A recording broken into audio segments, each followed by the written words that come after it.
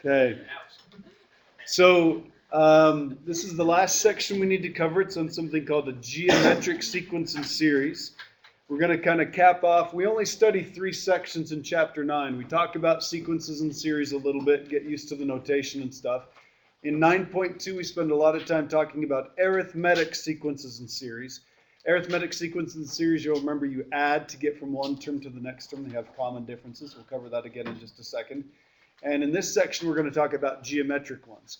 Okay, they're not the only 2 types of series and sequences. Okay, there are lots of others, but these are the 2 most useful. Just like with arithmetic ones, we had some formulas or some formulae, technically is the plural of formula. Okay, but if you really understand how these sequences and series work, it reduces the need for memorization. Now, there is some need for memorization. You need to know the formulas that we're working with. But if you understand how we get from one term to the next, how we go from the first term to the 99th term or whatever it happens to be, you're going to be in much better shape and you're going to be able to understand the formulas. So when we were doing examples yesterday, I showed you several different ways to approach the same problem.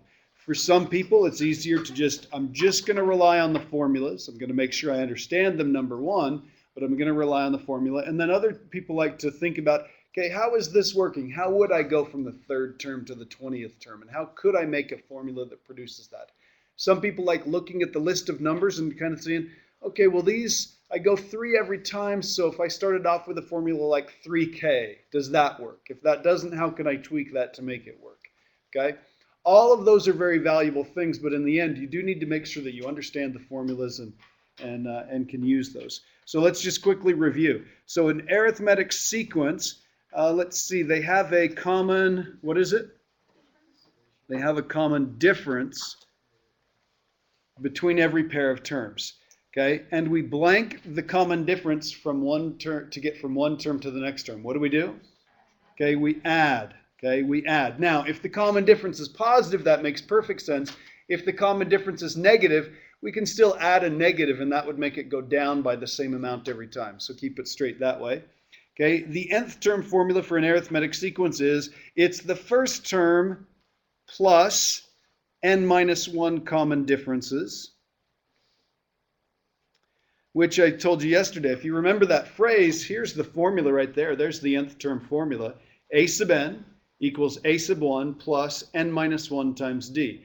That's the first term, and that's n minus 1 common differences. And again, we pointed out that sometimes you'll see that little 1 underneath there to remind you that that's the first term. What if they just wrote a? It still represents the first term, okay? So a is just the first term. It's assumed to be a 1 there, okay? Now, geometric series and sequences, they work a little bit differently. So a geometric sequence, they have common, what's it called again? Common ratios, okay? So they have a common ratio between every pair of terms, and we don't add, what do? Multiply. Okay, we multiply.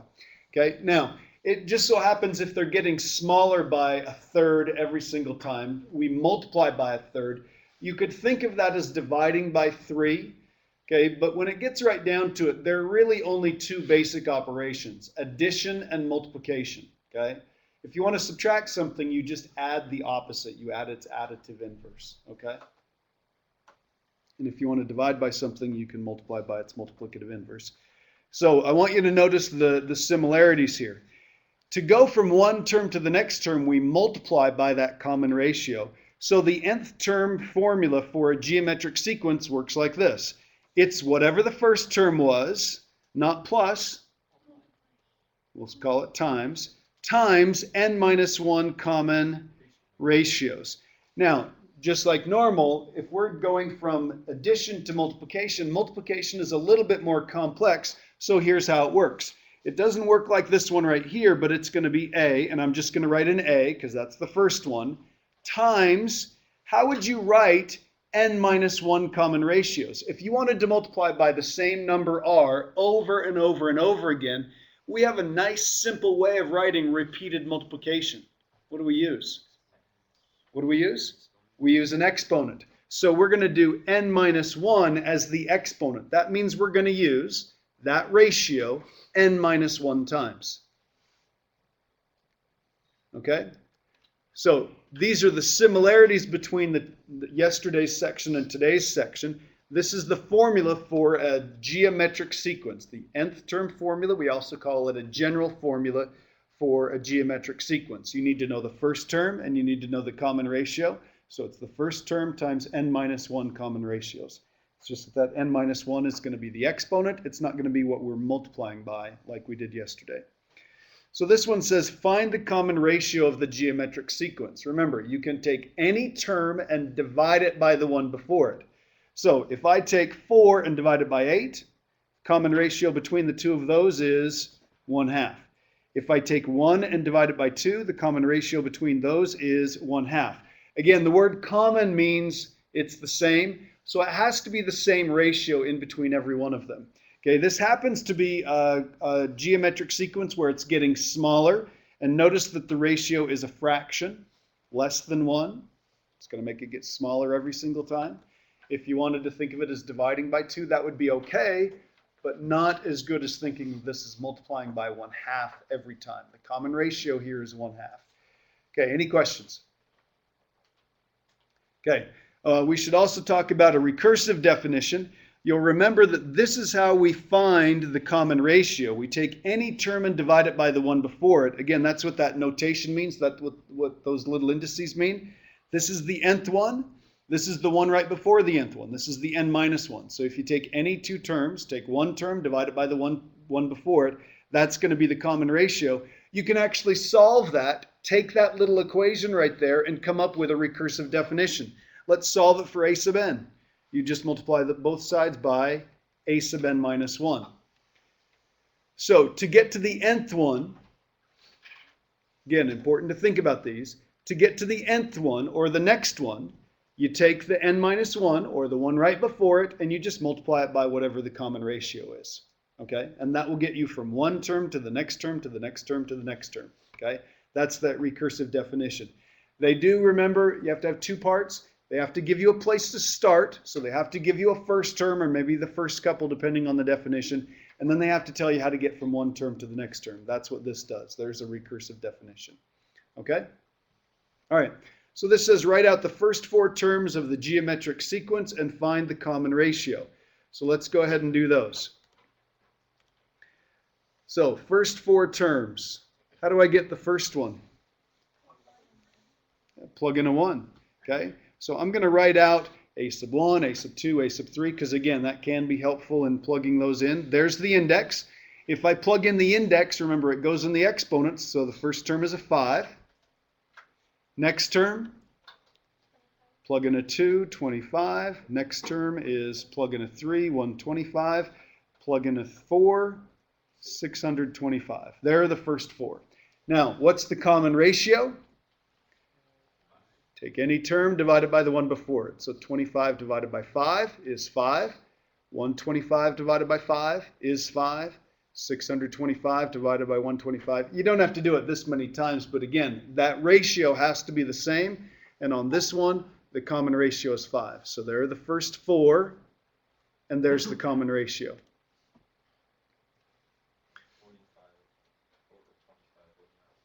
Oh, so whoops, 25. Yeah, thanks. First term here. Plug in a 1, you get 3/4. Second term, 9/16. Plug in a 3, 27/64, right? And then plug in a 4, you're going to have 81 256. Okay? So again, there are the first four terms. Now, they told you it was geometric. So it's not like we have to check a whole bunch of pairs. Take any pair. So I'm going to take the 9/16 and I'm going to divide it by the 3/4. Pretty small numbers, should be pretty easy to work with. Complex fraction, fraction over a fraction. Yes. It is. We're going to talk about that. We'd want to make that a little bit more precise. So we're going to cancel here. That's a 4. Cancel here. That's a 3. So there's our common ratio of 3/4. Okay?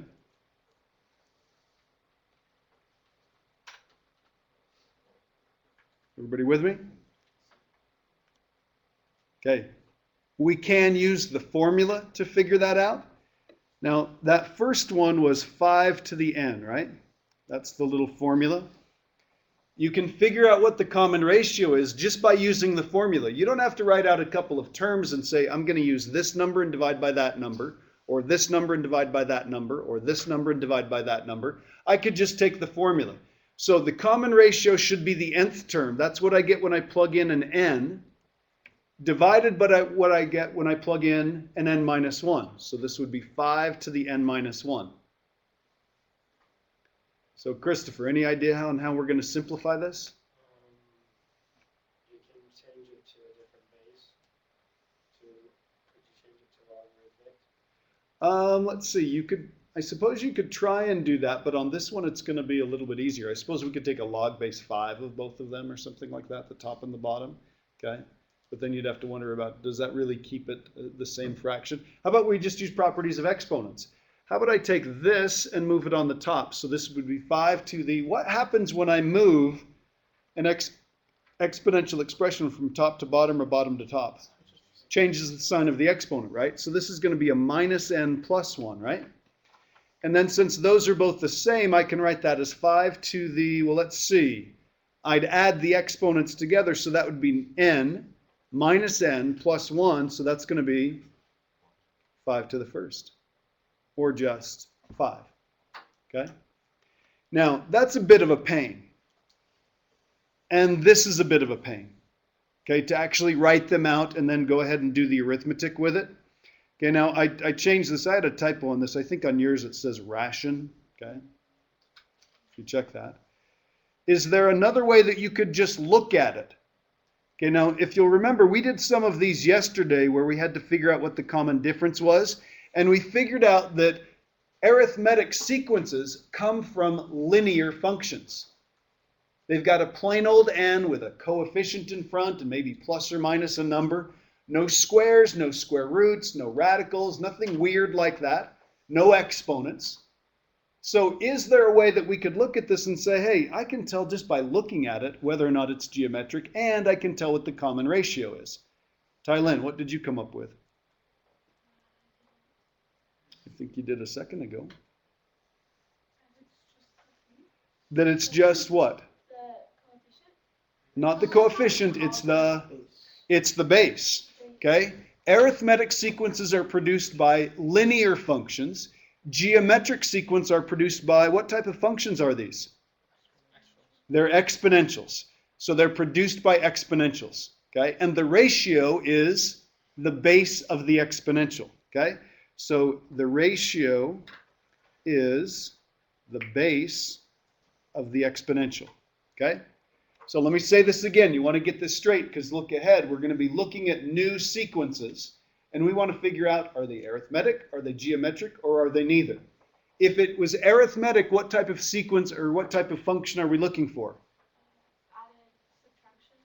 Okay, that's true. We are going to add or subtract, but we're talking linear, exponential, that sort of stuff. Arithmetic was linear, and the common difference was the coefficient in front of the n term, or the k or the I or the j or whatever the index happens to be. So we're looking for linear functions for arithmetic. What are we looking for geometric? Exponential, okay? So if you'll take a look here, you have some problems on your assignment that say, hey, here's a bunch of sequences. You figure out whether they're arithmetic, geometric, or neither. So let's take a look at this one right here. Look at the function. Look at the type of function it is. Is it linear? Is it geometric? Or is it neither of those? Just the function. It's a linear function, okay? Think of it this way. If it were y equals 2x minus 5, that would make a line, right? So this is going to be arithmetic. If you want to just put an A, that would be fine. If you want to put arth or something like that, make sure we know what you're talking about there. What's the common difference? Common difference is 2. Now, it would not be the end of the world if you wrote down a couple terms from the sequence. So if I plug in a 1, I get a -3. If I plug in a 2, I get a -1. If I plug in a 3, I get a 1. If I plug in a 4, I get a 3. You can look at that and you can tell, hey, we're adding every single time. We're going up by 2. That means it's arithmetic, and the common difference is 2. So if you have to write out a couple of those, that's fine. Let's take a look at the next one. We're looking for linear, exponential. If it's not one of those two, then it's going to be neither. It's not going to be arithmetic or geometric.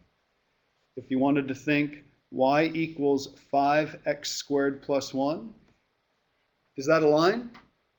Not arithmetic. Is it geometric? No. So what's this going to be? Okay, this is going to be neither, and just to double check, let's plug in some numbers. If you plug in a 1, you get a 6. If you plug in a 2, you get a 21. If you plug in a 3, you get a 46. Now, we could plug in a 4. If you plug in a 4, you're going to get 81. I want you to take a look at that. Do we have the same difference? Do we have a common difference between every pair of terms? No way. Arithmetic is out. If I took the ratio of any two terms, so if I do 21 over 6, and I do 46 over 21, this is more than 3. This is just a little bit more than 2. No way we have a common ratio, so this is neither. It's not arithmetic, it's not geometric, it's neither. Let's take a look at this one right here.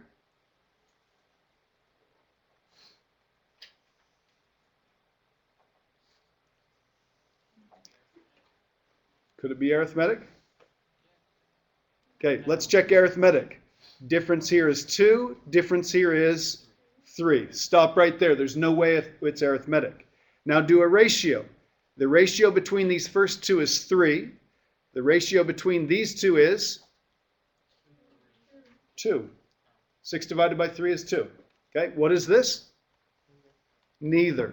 Now you'll notice the instructions say if it's arithmetic, find the common difference. If it's geometric, find the common ratio. If it's neither, we're done once we figure out that it's neither. Now notice, please watch, that was a linear function. Turned out to be arithmetic. Not a linear function, not geometric. Okay? So that's going to be neither. If you came up with a function that produced that, it's not going to be geometric, or it's not going to be exponential, and it's not going to be linear. Let's take a look at this one right here. Is it linear? Nope. So it's not going to be arithmetic. Is it exponential? It is. It's got a base. The base is 2/3. So this is going to be geometric. The common ratio is 2/3. So there's the answer right there just by looking at it. If we were to check, the first term is 2/3,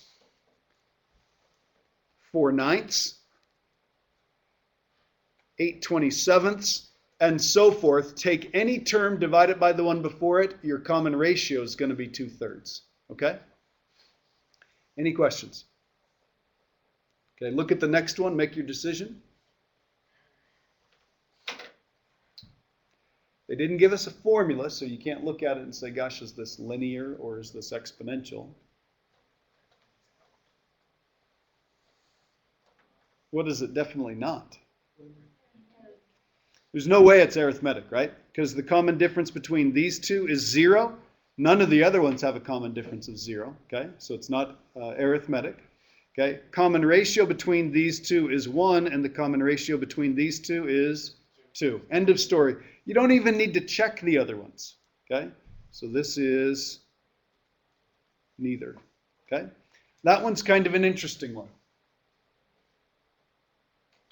We had arithmetic stuff that produced it where it was kind of like that. No, that was in 9.1, and it was a recursive definition, and it was the Fibonacci sequence.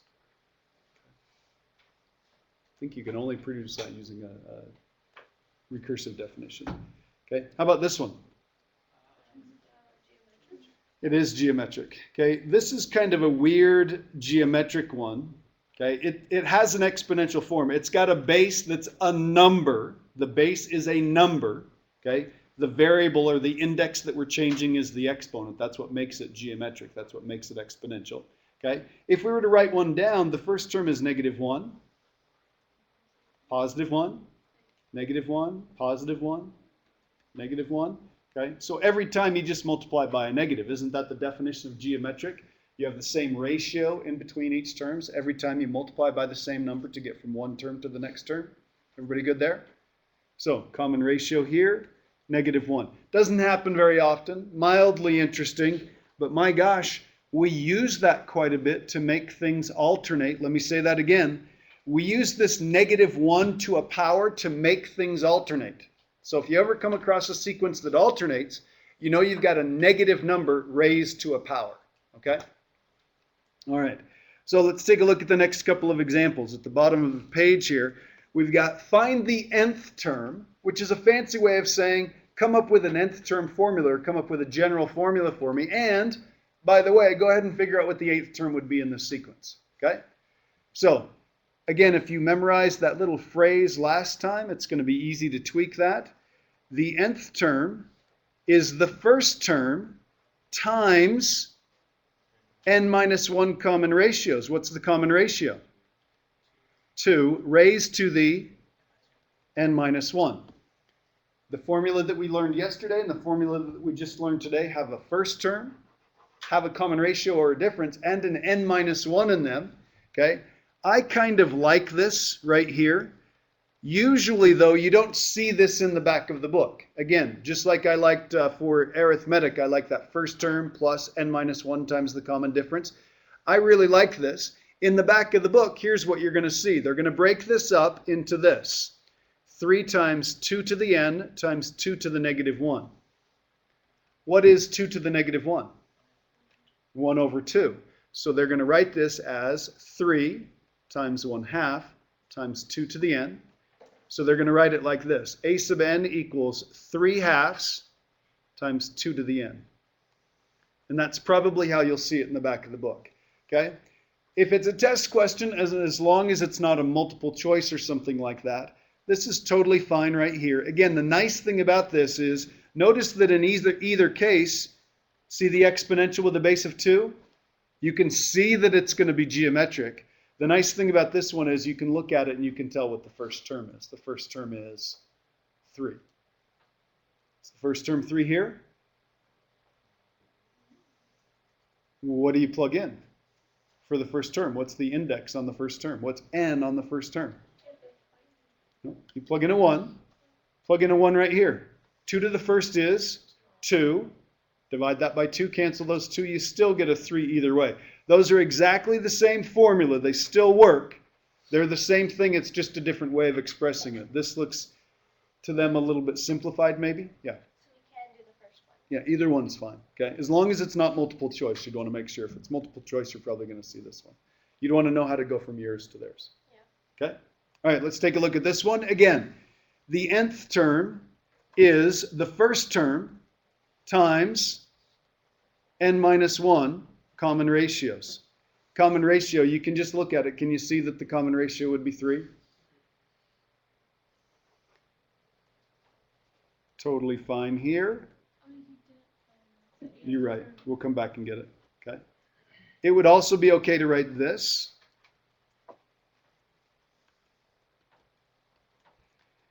It would also be okay to write 3 to the n.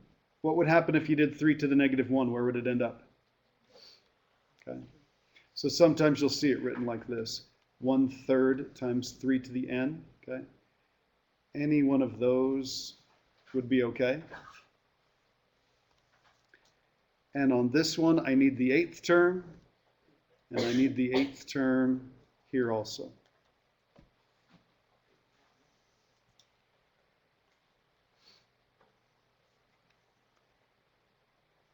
Again, I kind of like this. You don't have to divide by 3 or anything. You can just plug in an 8 you get 3 to the 7th. 3 to the 7th is 2187. 2187. Very good.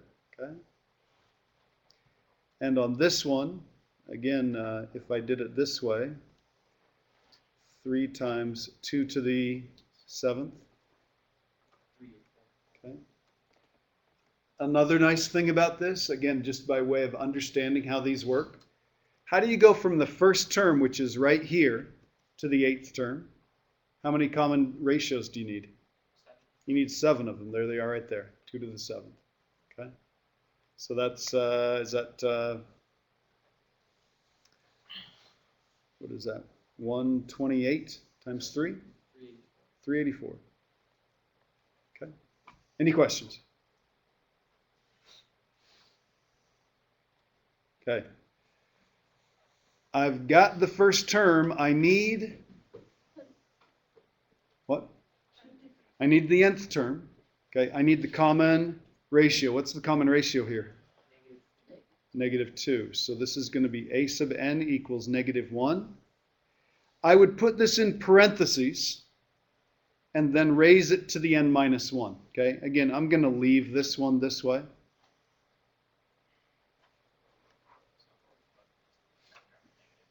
What's that? Can you factor out the negative? Nope. Okay. The only thing, so you're going to make me do this. The only thing that you could do if you don't like that both of those negatives right there, is think of it this way. This is -1 times -2 to the n times -2 to the -1. Move that on the bottom. That's going to be a to the n. I'd have a -1 on the top. I'd have a -2 on the bottom, and then I'd have -2 to the n. So this is going to be a to the n equals, this would be 1/2, and then -2 to the n. So you can't get rid of the negative inside there as part of the base. And think about this, the way I talked just a second ago. If it alternates, you've got to have a negative as the base raised to some power, okay? Either one of those again would be okay. Questions? Again, we have the first term. Common ratio. What is it?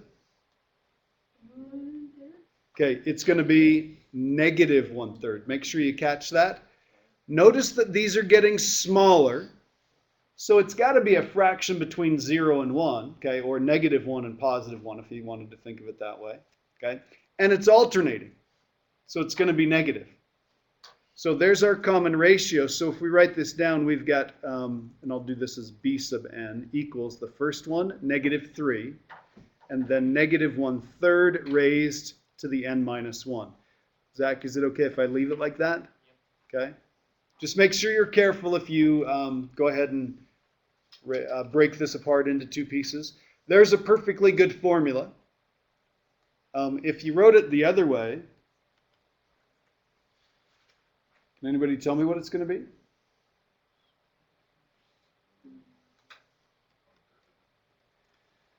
It's going to be -1/3. Let's see. Nope, it's going to be -1/3 to the n. That's going to be part of it. Anybody know what number's out front? Close. A +9. Why? Because there's a -3, there's a -1/3 to the n, and then there's a -1/3 to the -1. So we've got a -3 on the top and a -1/3 on the bottom. The negatives cancel. Flip that 1/3 over. We're timesing by 3. If you're not sure that that works, how could you check? Plug it in. Plug in a 1. If you plug in a 1, you get -1/3 times 9. That's going to be -3. Okay?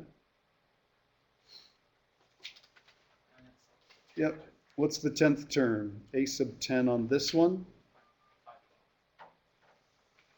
So 1/2 -2 to the 10th. Should be positive.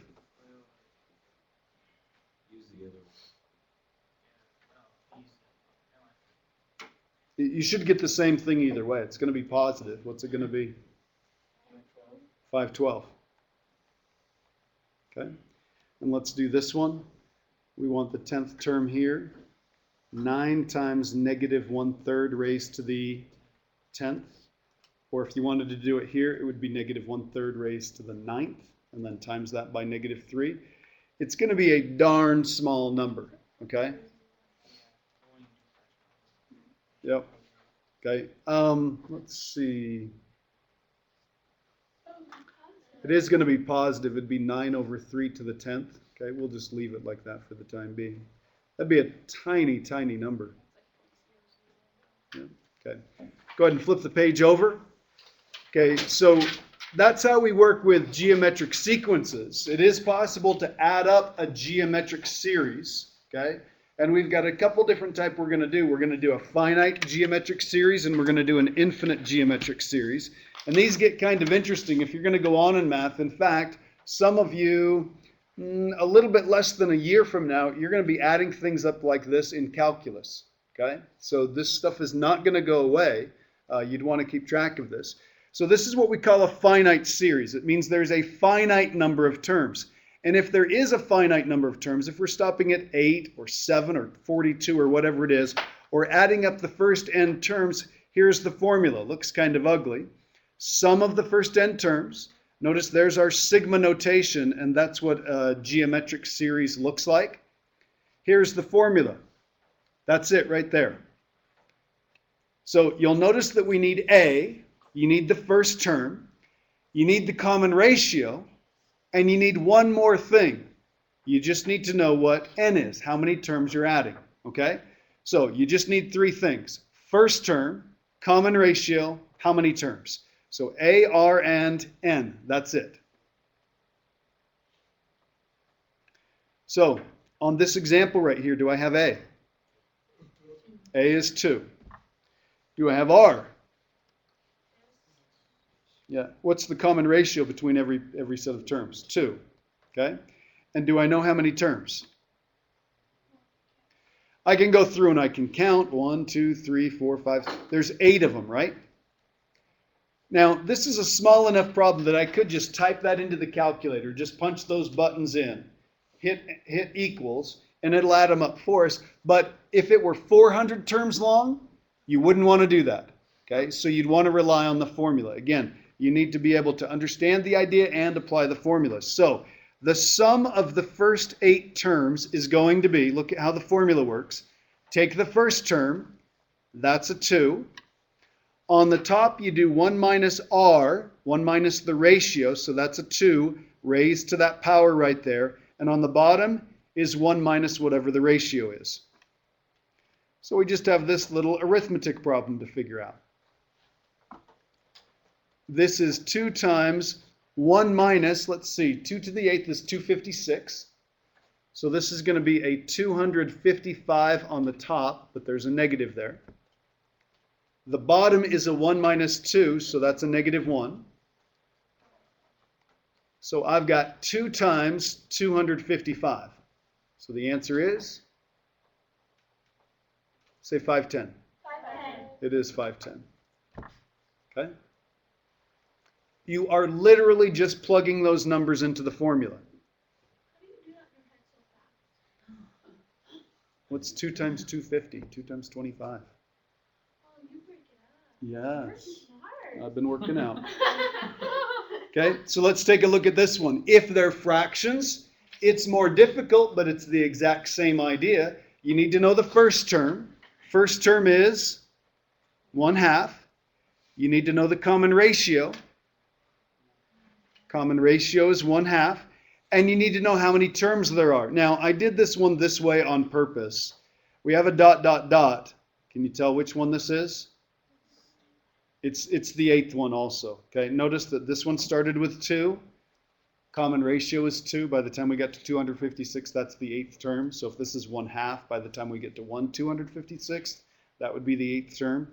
So n is equal to 8 here. So watch how this formula works. We're summing the first 8 terms. Take the first term, times it by a fraction. On the top of the fraction is 1 minus the ratio raised to the nth.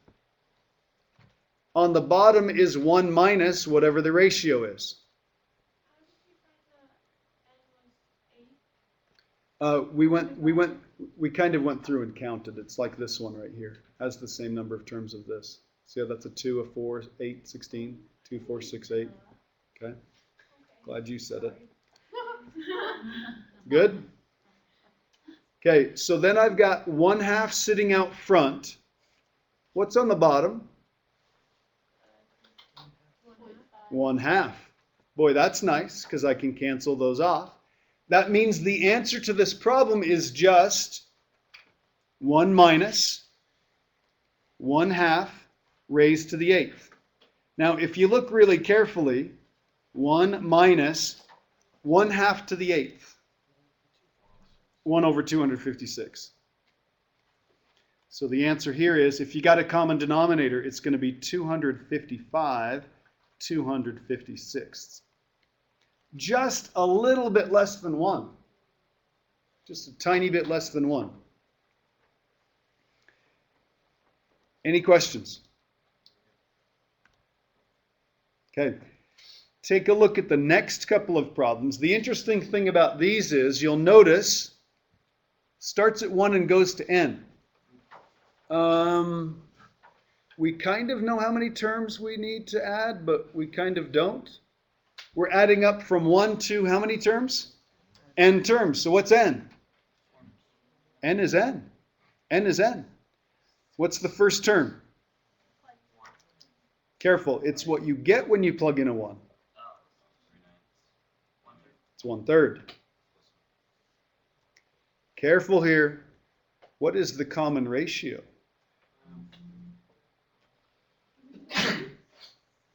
You may have to write out a couple terms for this. Or you could be a little bit clever. Everybody watch, please. What if I take this? Now, is the 9 raised to the nth power? It's not. So what I could do is I could write this as 1/9 times 3 to the n. Now, knowing what we learned on the first page, if it's an exponential, the base of the exponential is the ratio. What's the ratio here? It's 3. It's getting bigger by 3 times every time. So there r is 3 and n is equal to whatever n is. So I'm going to slide this up so I can see the formula. The sum of the first n terms is the first term, 1/3. 1 minus, common ratio is 3 raised to the what power? Raised to the nth over 1 minus 3. Now, we can clean this up just a little bit. This is going to be, careful now, negative 1/6. Oops. Negative 1/6. Isn't this a negative 2? Yeah. Times it with the 3, negative 6. Okay? And then 1 minus 3 to the n. Your answer is a formula. Your answer is a formula there.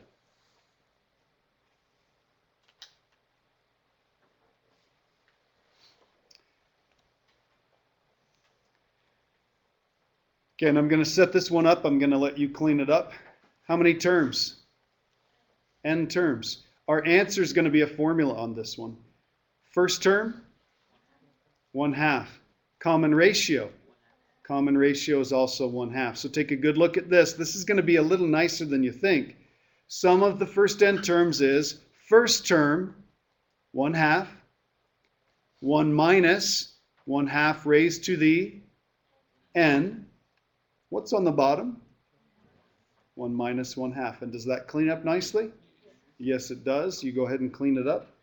And then we're going to take a look at the next ones.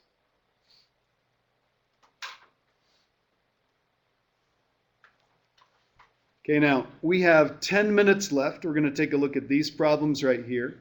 We're going to get done with everything you need to work on the assignment. Tomorrow at the beginning of class, I'm going to take some questions. So please get done with everything you can on 9-3 so we make sure we answer the questions you have and not do the whole assignment for you, which I will not do. Okay? So on this next example, we're going to look at the difference between a finite and an infinite series. So you'll notice that this starts at k equals 1 and goes to infinity. What that means is it never stops. So if we were to write this in expanded form, the first term's 3, then a 9, then a 27, then an 81, and then just ... Is there any way that we're actually going to get an answer if we continue to add bigger and bigger and bigger numbers? Okay? So this is going to have no, spell it right, no sum. It's not going to have a single number answer for the sum. Let's take a look at this. Expanded form. -2 plus 2 minus 2 plus 2. It just alternates, right? It'd be 0 or 2, but it's got to be one or the other, right? You can't say it's 1 or 0 or 2. This also has no sum. It doesn't add up to any one particular number. Depends on where you stop. If you stop at an odd term, answer's -2. If you stop at an even term, answer's 0. Okay, but what about this next one? This one behaves a little bit differently. The first term is a half, then a fourth, then an eighth, then a 16th. It's And not have a sum because goes infinity. Goes forever. it's just going to continue going like that, right? Okay, so how many people think this has an answer? How many people think this doesn't have an answer because you just keep adding up forever? Okay, so this is getting into one of those brain stretching ideas that come up in calculus. This is called a limit. Okay, that does have an answer. It adds up to a number, and I'll show you what that number is. Okay, the first term there is a half. So I have one piece of paper in my hand. All right, the first term is a half. So here's a half. I'm going to put that right here. Okay, what's the next term? A fourth. I'm going to take half of what I have. This is a fourth of a sheet of paper. I'm going to put it right here. I have 3/4 right here. This is what's called a partial sum. I'm going to stop after 2 terms. I've got 3/4 right here. Okay? Let's do another partial sum. Let's add one more term. What's the next term? 1/8. Here's an eighth of a piece of paper. I have, listen carefully, this number should ring a bell by the time we're done. 7/8. 15/16. 31/32, 63/64, 127/128. So I have 128th of a piece of paper left in my hand. I have 127 128ths in this stack. The next one is 255 256. Is that number on your paper? It's right up on the top in the corner. Okay? If I keep doing this, there's 511 512ths. There's 1023 1024ths. Okay, the next one is, let's see, 2047 248ths. Okay, what's happening here? It's getting really close to 1. So if I continued this forever, eventually I'm going to take what was in my hand, which started out as a piece of paper. It's going to transfer from my hand into this stack. So how much of the piece of paper is going to end up in this stack? Almost all of it. But what if I could go on forever? Okay. Then it's called a limit, and it ends up at 1. Okay. So that does add up to something. It adds up to 1. Okay. And we want to think about it this way. In order to have a sum, an infinite geometric series must have a ratio less than 1 in absolute value. What that means is they have to be getting smaller. They have to be getting smaller. Okay. If they're not getting smaller, there's not going to be a sum. If they are getting smaller, if it's geometric, it is going to have a sum. So if an infinite geometric series has a sum, we say it, word is converges. So this converges to 1, this example that I gave you right here. If it doesn't converge, then the word we use is it diverges. Okay? Oops, spell that right. Okay? Diverges. Okay, now here's the cool thing, and you can just think about this for a second and kind of have it stretch your brain for a minute. Okay, this is the formula for the sum of the first n terms of a geometric series. You need the first term, you need 1 minus the common ratio raised to the n, and the bottom is 1 minus r. Okay, well, let's think about this. if the ratio is a small positive number or a small negative number. If it's a fraction between -1 and +1, what would happen to this right here? What happens to that guy right there? If I take something that's a small number and I raise it to a larger and larger and larger power, what happens to it? It gets smaller and smaller and smaller. So the net effect of this is it turns into a 0. It gets smaller and smaller and smaller. So effectively it turns into a 0. So that means the top is a 1, the bottom is 1 minus r, and out in front is an a. Well, if you had to slide this over and simplify this, it's just a over 1 minus r. Now, I'm going to tell you right now, nearly every single semester they have a problem like this on the final exam. They have an infinite geometric series, and you have to figure out whether it converges or diverges, and usually it converges. Okay? And you have to figure out what the sum is, and everybody forgets this. For some reason, they think this is really difficult. Think about this, though. What do you need to find this answer? You need the first term, and you need the common ratio. And you just have to make sure that the common ratio is less than 1 in absolute value. So again, to find the sum, you only need a and r, and you need to make sure that r, the ratio, is allowing those numbers to get smaller and smaller and smaller. Okay? So the sum of a finite geometric series is right here, and you may need that. The sum of an infinite geometric series is right here, and it's very easy. You need the first term and the common ratio. That's it. 2 things, you're done. Plug them into the formula, and there's your answer. Okay? So let's take a look at a couple of problems. Let's first of all look at this one. So in example C, 6C, what was the first term? 1/2. What's the common ratio? 1/2. Okay, the sum, and we use an S without an N underneath there because we're going to infinity. The sum of that infinite geometric series is going to be the first term 1/2 over 1 minus 1/2. 1/2 on the top, what's on the bottom? 1/2. So what's the answer? 1, just like we came up with there. Okay, now the interesting part about this is that you can use this to prove some really interesting things, like the fact that if you have 0.9 repeated, it's actually equal to 1. So the way we do this is this. First term is 0.9, 0.09, 0.009, 0.0009. You with me there? And just going on forever. So there's 9 tenths, there's 9 hundredths, there's 9 thousandths, there's 9 10,000ths, and so forth. Does everybody agree that you can write 0.9 repeated that way? Okay. What's the first term? 0.9, 9 tenths. Careful here. What is the common ratio?